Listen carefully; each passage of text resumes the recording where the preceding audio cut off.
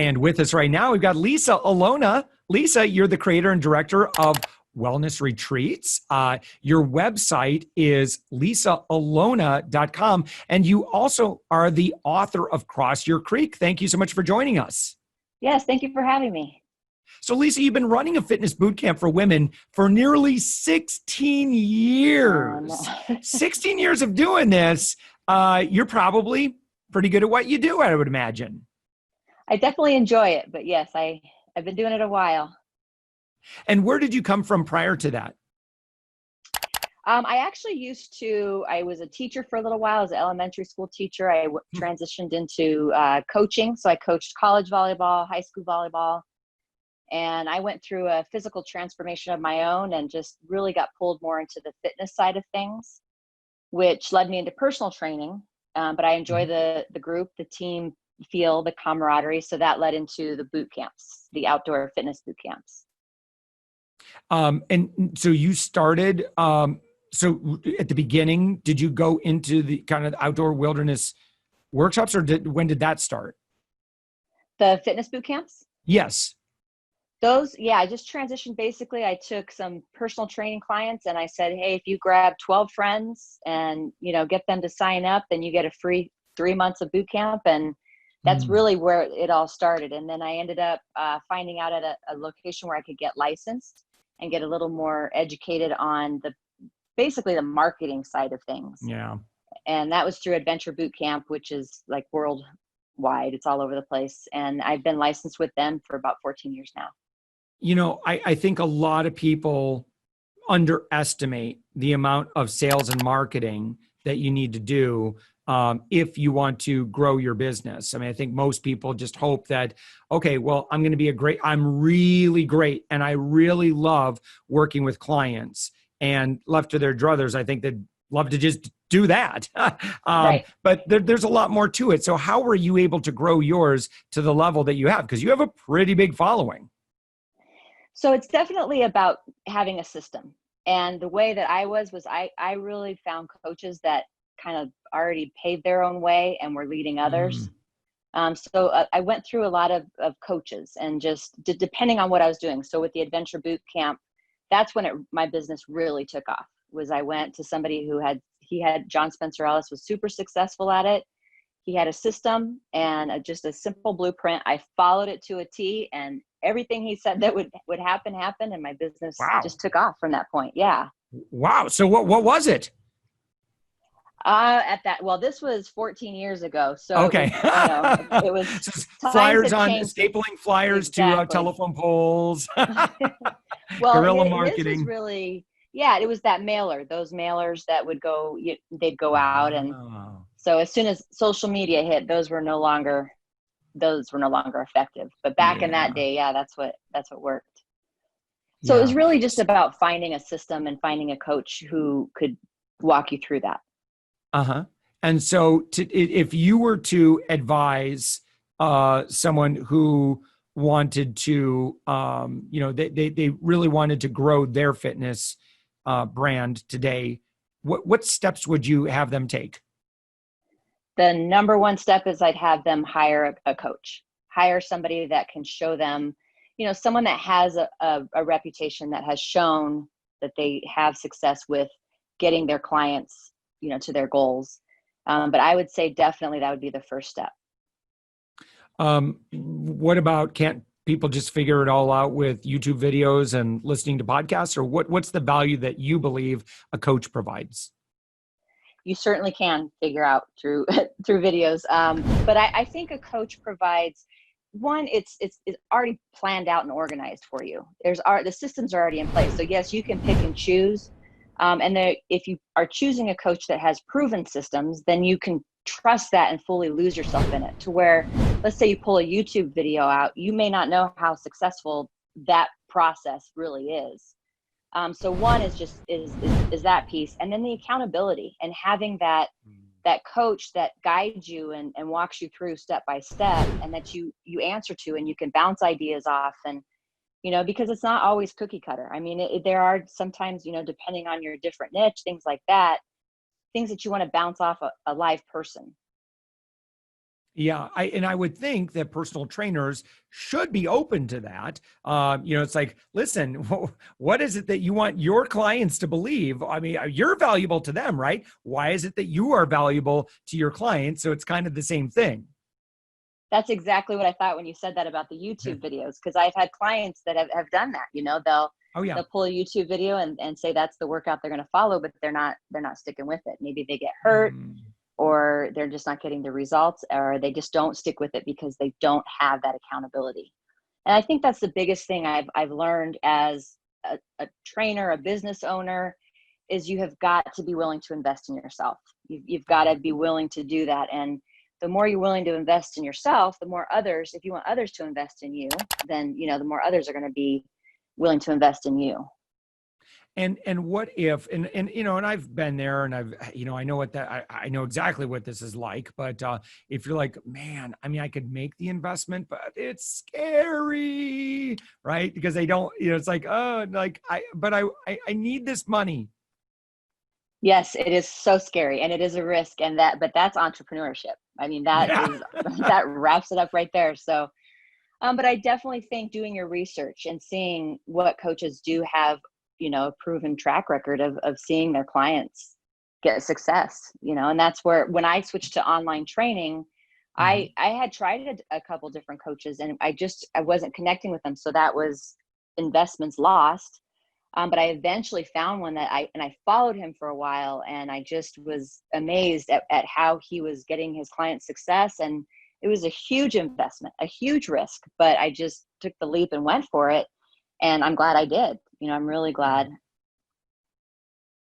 And so, So, Lisa, what do you do today to continue to grow and scale your company?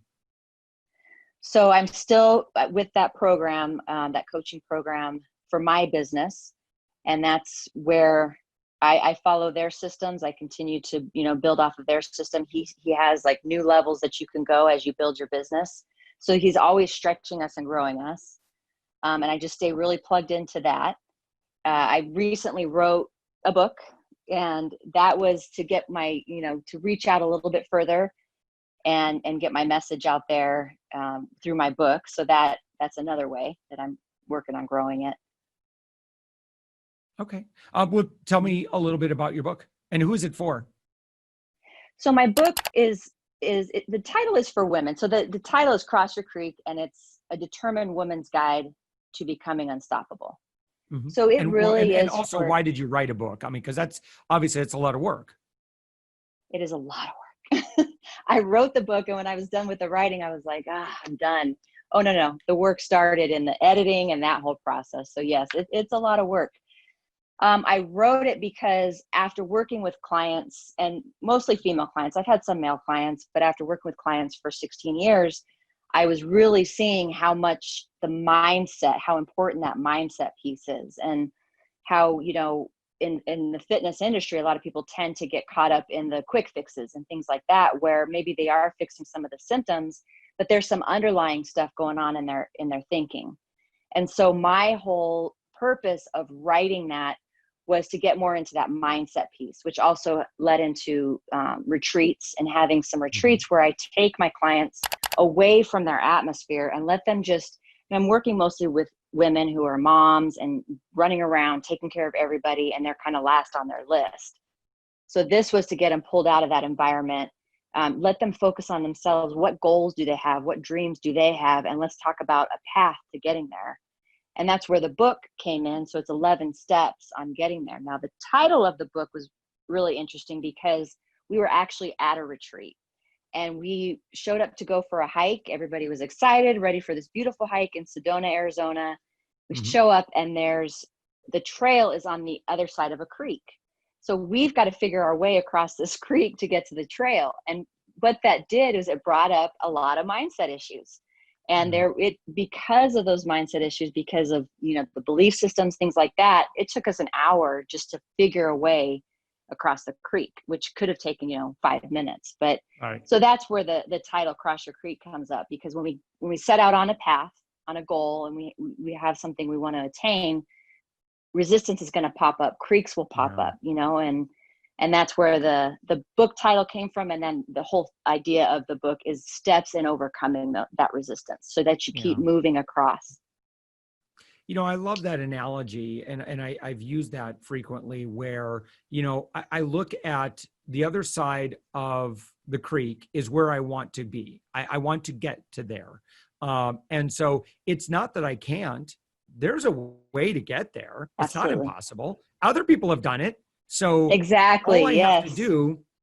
have to do is just kind of figure out and let's say that I don't want to drown myself. I don't want to, get completely drenched. I mean, I could, and that would be hard. And sometimes people need to learn through pain. By the way, it's great illustration here for success about anything, right? So I think what I like to do is I say, okay, well, I see a bunch of rocks here, and I'm going to try to step on as many of these rocks as possible so I don't have to get completely wet. And so some parts of it, as the bank is further away, it might be a little harder to see those rocks. The rocks near the shore I'm on, well, they're a little easier to see. I can figure out the next steps. But if I start walking in that direction, okay, I have a guide, someone who's already walked it, said, no. If you walk off in that direction, it's going to be a lot harder when you get midstream. So if instead you go this direction, you'll find that, you'll actually, your midstream game is going to be a lot easier. But most importantly is as you get closer to that goal, you don't really even have that experience, what that's like. So let me tell you what it's like. So when people are listening to podcasts and when people are hiring a coach, you're paying someone who's walked across that stream, and you want someone who's done the deal, not just, well, in theory, I've learned about stream crossing and creek crossing, and right. There's a lot of those people out there. But I love someone who's kind of done the deal. But that's why we do it. And by the way, listen, if someone else, it's like, I used to be speaking of fitness, like I used to be a heavy dude. I used to weigh about 230 pounds. So I'm about 180 right now. So it's about a 50-pound difference. I've been even lower than that, and I'm actively working on that now. But I really just looked at other people, and I really tried to talk to as many people who lost weight and kept it off, and what did they do? And at the time, is not healthy. This is one of the bad things I was doing, but I'll share why in just a second. But I was watching The Biggest Loser, and it was like season 7, and which again, folks, is horrible. Don't follow The Biggest Loser method. Right? There's some good things, but most is not. But this your domain of expertise, so forgive me. But so I was watching season 7. I was losing weight at the same time, doing it my way. And they, however, said, okay, guess what, guys? You're all going to run a marathon. And that blew my mind, because marathons for me were like this unobtainable, like I will never run a marathon. That's for crazy, the elite fitness people. And but they did it. I think, they walked most of it or whatever, but they still completed it. And I thought, if they can do it, I can do it. And so the very first thing I did is I bought Complete Beginner's Guide, Hal Elrod and all those other guys, Complete Beginner's Guide to Training for and Running a Marathon. And guess what?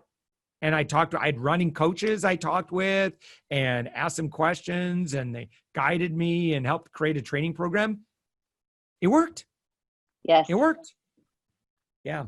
So Lisa, could you share maybe a little bit more from your perspective? Sorry, it's your interview, not mine. But you got me excited about that. I was like, oh, we got to share this. The connection and why having a good level of physical health and fitness and well-being, why is that important to the other areas of our life?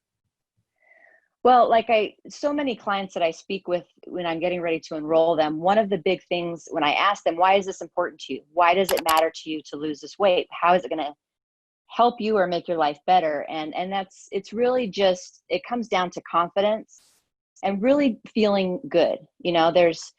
Emotionally, but then there's also the energy. You talk about the energy you have when you are taking care of yourself and honoring yourself, then that bleeds over into everything else. And that you just start to develop your own confidence and belief in yourself, and you physically feel better.